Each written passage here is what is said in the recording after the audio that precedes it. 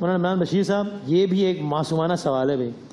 کہہ رہے ہیں بھائی رمضان میں شیطان تو قید ہو جاتا ہے، پھر بھی شیطانی خیالات آتے ہیں اور گناہ سرزد بھی آتے ہیں، تو ذمہ دار کون؟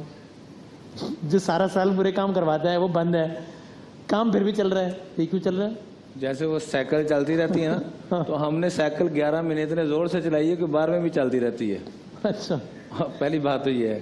دوسرا یہ ہے کہ شیطان بند ہوا ہے. شیطان سے بھی بڑا میرا آپ کا ایک دشمن ہے جس سے نفس کہا جاتا ہے، وہ تو بند نہیں ہوا. اللہ اکبر. جی جی. اس لیے فرمایا کہ من عرف نفسہ فقد عرف ربہ، جس نے اس نفس کو پہچان لیا اس نے رب کو پہچان لیا. اس لیے حدیث پاک میں آتا ہے ما عبید تحت السماء الہ ابغض الی اللہ من الہوا، کہ اس کائنات پوری کے اندر اللہ کو سب سے زیادہ جس پہ غصہ آتا ہے، جس عبادت پہ ہزاروں قسم کے لوگ عبادتیں کر رہے ہیں، لیکن سب سے زیادہ اللہ کو جس پہ غصہ آ رہا ہے وہ نفس کی عبادت کے اوپر، کہ نفس کی ماننا، من چاہی پہ چلنا، جس کو قرآن نے بھی یوں کہا فرأیت من اتخذ الہہ ہوا. اس شخص کے بارے میں آپ کیا کہتے ہیں جس نے اپنی خواہشات کو اپنا رب بنا رکھا ہے، جو جی میں آتا ہے وہ کرتا ہے، اپنا نفس. اوہو.